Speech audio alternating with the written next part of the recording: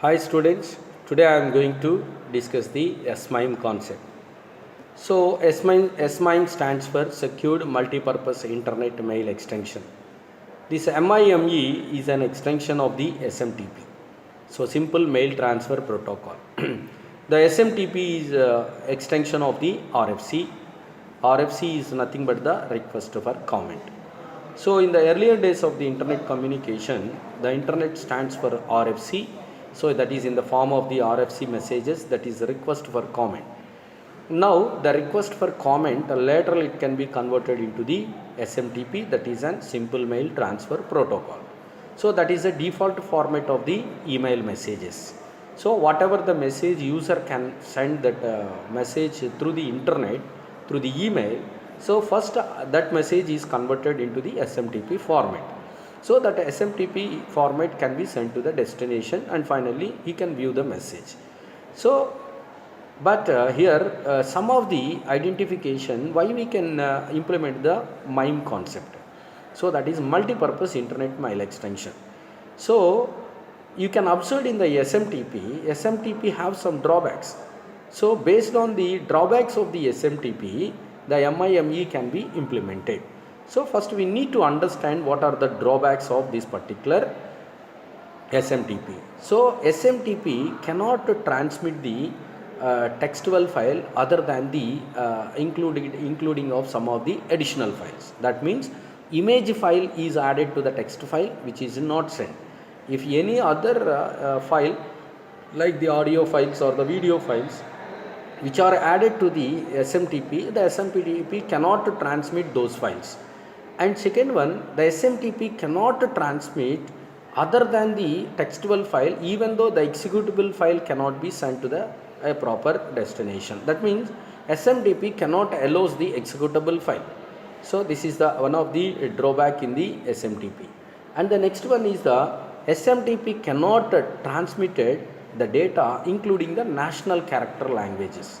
Nowadays we can use the national languages, or also regional language also can be used to send the email messages. So that means we can use the Hindi, English, Hindi, Tamil, Telugu, Kannada, like that. So we can prepare the messages other than the English. So the SMTP cannot allow those type of national languages. So which should be allows only the English language only, that is the message which can be sent. So but here one of the drawback of the SMTP cannot transmitted the national language characters. Now the next drawback of the SMTP is SMTP servers may reject mail messages over a certain size. So this is the one more important case. So whenever if the mail messages are identify the more size, the SMTP cannot allow the more size of the file. So simply it can be discarded, so that message cannot be allowed. So that is a main drawback in the SMTP. It cannot be, it can be rejected the mail messages over a certain size. And one more important concept is nothing but, so the SMTP gateways that translate between ASCII to the EBCDIC is not possible. So nowadays there are different configuration systems are identified. Now the general computer system can be maintained the BCD code, that is binary coded decimal. So that is an ASCII character can be taken the formation. And IBM mainframes, suppose you have to be considered the IBM mainframes, that is configured by the EBCDIC format. So extended binary coded decimal interchange code. So that EBCDIC format, that means when you take the SMTP cannot transmit the ASCII character into the EBCDIC character. So that means there is no conversion process is there. So whatever the message is sent, the same message can be received by the destination. So that means here the gateways are not properly considered. What are the gateways? A gateway is the protocol converter which takes one standard of protocol and which may be converted into another standard of the protocol. So that means you can able to understand here the SMTP cannot handle the proper gateways.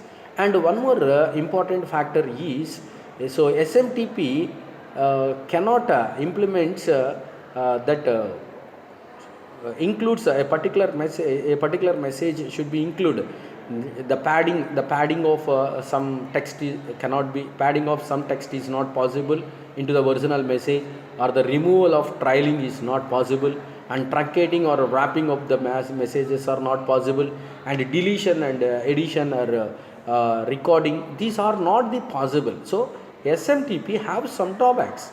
So this is the identification. Now we go through that. MIME can handle, so it can be overcome all the drawbacks whatever we observed in the SMTP. So that's why the MIME takes place in the today's, that means in a nowadays the internet mail messages can be sent through the MIM standard only. So the MIME can be designed to process email and multimedia files. Now you can observe the SMTP cannot handle the multimedia files, and all the multimedia files can be handled by the MIME. SMTP cannot be handled. So it is relatively expensive, but even though nowadays the MIME can be preferred with the help of the multimedia files. So the MIME can be used in the industrial purpose. So it is more efficient compared to the PGP. Now we know that the PGP, in the last video we will discuss the PGP, pretty good privacy. It provides both authentication and confidential mechanism to the email. So it is more efficient compared to the PGP. So how it can be efficient, now we are going to go through that particular MIME concept. So now it depends on the hierarchical valid certification for the key exchange. So MIME can handle the valid certification of the key hierarchical transmission that can be handled. So it provides a very easy security for transmission of the information, because of the Mime can also operated with the security pattern with the two security algorithms can handle to provide the security to the MIME, that becomes to the secured multipurpose internet mail extension, that is an SMIME. So now it contains the 1024 public keys, so that may be the conversion is taken place from any format to any other format, so which is also possible. So why the key exchange is more powerful, because SMIME can be used the Algomol digital signature algorithm. Algomol is the process to exchange a key securely between the two users. So finally we have to be observed in the SMIME, whatever the drawbacks which are considered in the MIME, all the drawbacks can be overcome with the help of this particular MIME concept. Now we can observe some of the major concept in this particular. You can observe, so the local DNS server are taken to conversion of the gateway messages, because of here the gateway can be translated to convert any other standard to any other standard. So all the domain name server can be identified some of the category, even though they should be communicated each other with the help of the MIME concept. Now you can observe, so the basic idea behind this particular MIME is nothing but, so in the initially the TCP IP connection is required.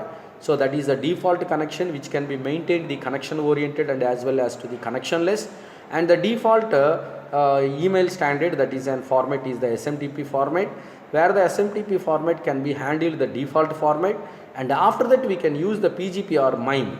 So that means either PGP or MIME the user process can handle based on the situation. So he may be use the PGP or the MIME. This is for the user perspective. So now you can observe the three layers which can be operated. So in this particular MIME concept, that is an application and transport and the network layer.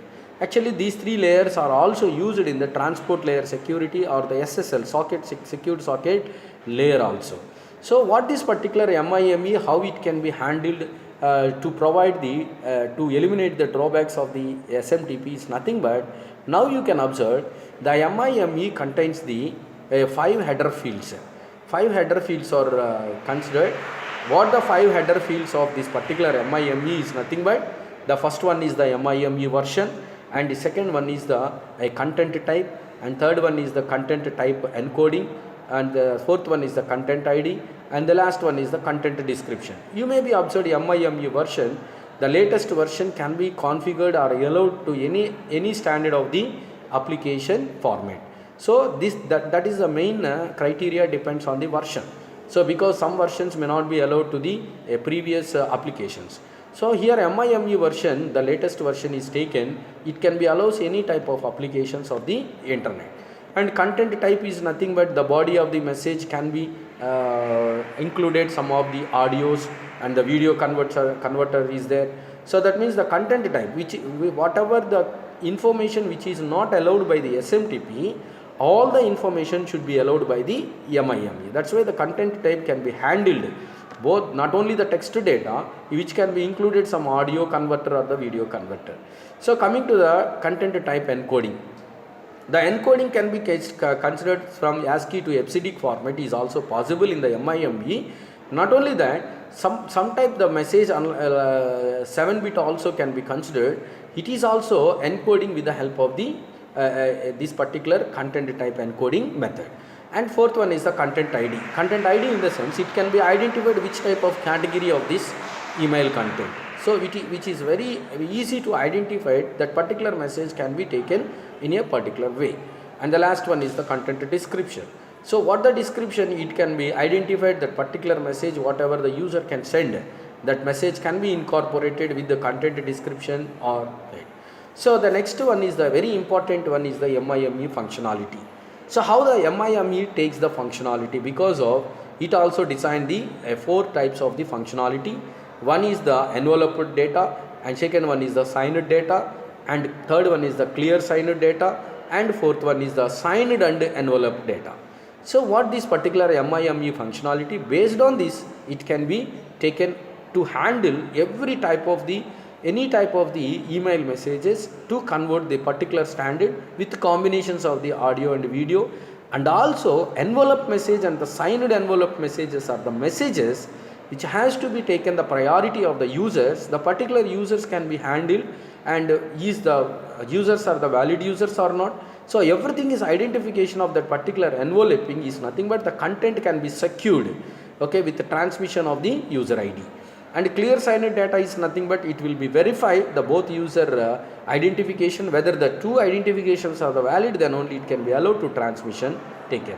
And the last one is the signed and enveloped data, which can be taken, the verification is completed, then the message can be distributed to the valid user. And finally, how the SMIME is taken, because the security can be concerned with the help of the 2 algorithms which are applied to the MIME concept. What the 2 algorithms are nothing but the first cryptographic algorithm is the must, and second cryptographic algorithm is the should. The must and should, these 2 are the algorithms which can be supported to provide the security to the MIME. So that's why, and finally it can be treated as the SMIME, Secured Multipurpose Internet Mail Extension. The security is an aspect which can be considered by the 2 algorithms. The must algorithm is an algorithm which can be taken the priorities of the user, how it can be encrypted the message with the help of the cryptography, and the should algorithm is the verified algorithm, whether that user can use the valid encryption method or not, that can be verified by the decryption process. So finally the MIME is taken nowadays because of whatever the drawbacks in the SMTP, all the drawbacks should be overcome with the help of the MIME concept. Thank you.